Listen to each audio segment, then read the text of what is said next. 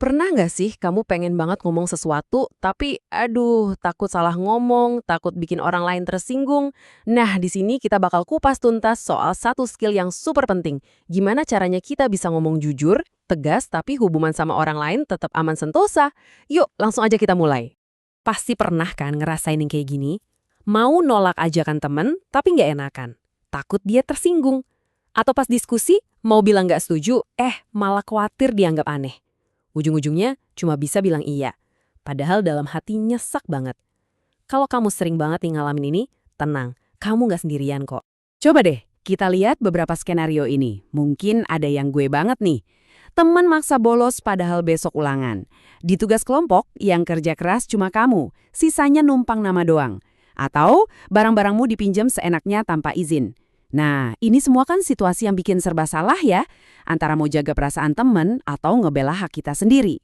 Betul, situasi-situasi canggung kayak ginilah yang sering bikin kita milih buat diem aja. Kita jadi kayak kejebak di tengah-tengah. Tapi, sebenarnya ada loh jalan keluarnya. Ada cara komunikasi yang lebih cerdas dan elegan. Dan jawabannya adalah komunikasi asertif. Nah, kata kuncinya di sini tuh keseimbangan. Ini bukan soal menang atau kalah dalam argumen ya, sama sekali bukan. Ini soal gimana caranya kamu bisa ngungkapin pikiran, perasaan, dan kebutuhanmu dengan jujur, tapi di saat yang sama tetap menghormati orang lain. Nggak nyerang, nggak ngerendahin. Oke, jadi gini. Setiap kali kita dihadapkan sama situasi yang nggak enak, sebenarnya kita tuh punya 3 pilihan utama buat merespons. Dan pilihan mana yang kita ambil, itu bakal nentuin banget hasilnya kayak gimana. Yuk kita bedah satu-satu. Pilihan pertama, jadi pasif. Ini tuh yang modelnya ngalah terus, hindarin konflik, nggak enakan. Hasilnya? Ya kita merasa nggak dihargai, bahkan bisa dimanfaatin. Pilihan kedua, jadi agresif. Wah ini kebalikannya. Kita meledak, pakai suara keras, kata-kata nyakitin. Dampaknya? Orang lain sakit hati, hubungan bisa rusak. Nah yang ketiga ini nih, jalan tengahnya. Jadi asertif. Kita ngomongnya tenang, jelas, percaya diri, tapi tetap menghargai perasaan orang lain. Hasilnya, masalah selesai, dapat respek, dan gak ada drama. Nah, inilah tujuan kita. Ini nih contoh klasik dari respons pasif. Teman mau pinjem buku padahal besok kita ujian. Kita malah bilang, "Oh ya udah pakai aja." Di mulut sih oke, tapi di dalam hati, aduh, rasanya nyesek banget kan. Kita ngorbanin kebutuhan kita sendiri cuma buat hindarin konfrontasi. Mungkin buat saat itu aman. Tapi kalau terus-terusan begini, lama-lama kita jadi nggak menghargai diri kita sendiri. Nah, kalau yang ini kebalikannya. Respons agresif. Langsung nembak dasar egois. Mungkin sih temanmu jadi kaget dan langsung balikin bukunya. Tapi coba lihat dampaknya. Kamu menyerang dia secara personal, bukan perilakunya. Hubungan pertemanan yang tadinya baik-baik aja bisa langsung retak cuma karena ledakan emosi sesaat. Oke, cukup teorinya, pertanyaan paling pentingnya kan, terus gimana caranya jadi asertif? Tenang aja, ini bukan bakat dari lahir kok. Ini adalah sebuah skill yang bisa banget dilatih. Yuk, sekarang kita isi kotak peralatan komunikasi kita dengan beberapa alat dan teknik yang jitu. Ada satu formula yang gampang banget diingat, namanya kataku. Ini 4 langkah simpel buat nyusun kalimat asertif. Pertama, K, kondisikan suasana.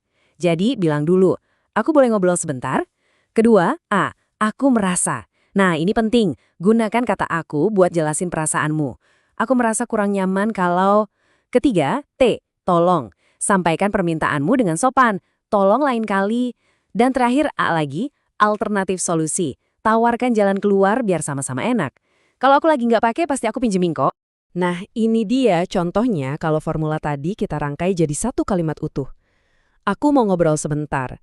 Sejujurnya aku merasa kurang nyaman karena tasku sering kamu pinjam tanpa bilang. Tolong lain kali bisa tanya aku dulu ya.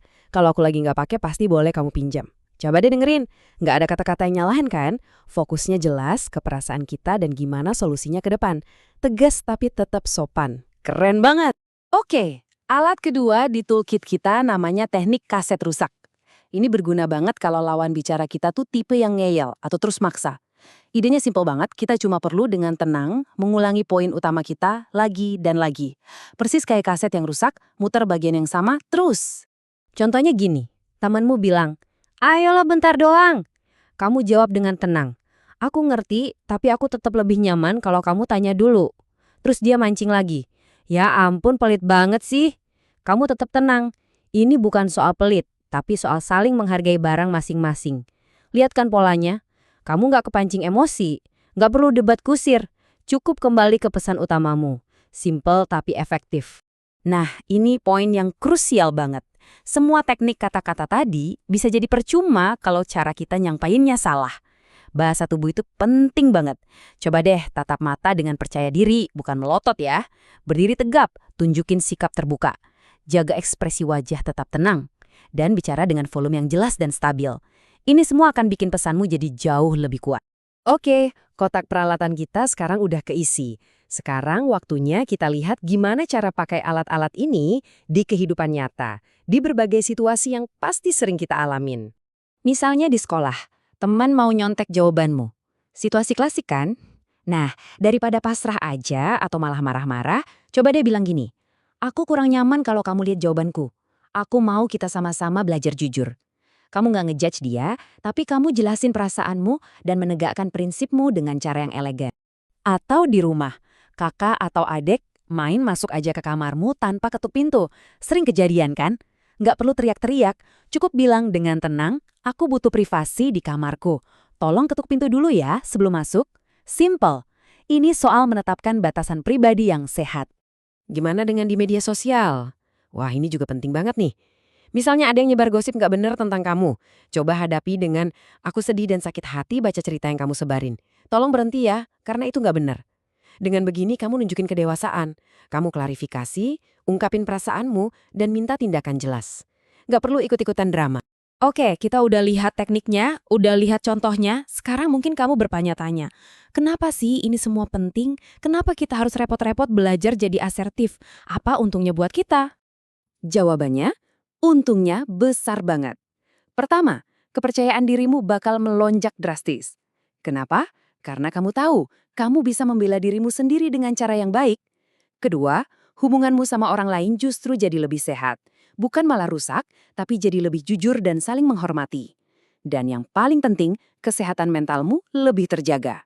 Nggak ada lagi tuh rasa nyesek atau emosi yang dipendam. Tapi kita juga harus realistis. Belajar jadi asertif itu nggak selalu gampang. Wajar banget kalau awalnya terasa susah. Kadang rintangannya datang dari dalam diri kita sendiri, kayak takut dianggap jahat atau nggak disukai. Kadang juga dari luar, misalnya teman-teman yang dominan atau lingkungan yang nggak terbiasa. Kuncinya adalah sadari rintangan ini dan yang paling penting, terus berlatih, sedikit demi sedikit. Ada kutipan bagus banget dari Edith Eva Eger yang merangkum semuanya. Menjadi pasif berarti membiarkan orang lain memutuskan untukmu. Menjadi agresif berarti memutuskan untuk orang lain. Menjadi asertif berarti memutuskan untuk dirimu sendiri. Keren banget kan? Jadi pasif dan agresif itu fokusnya selalu ke orang lain. Tapi asertif fokusnya adalah ke diri kita sendiri.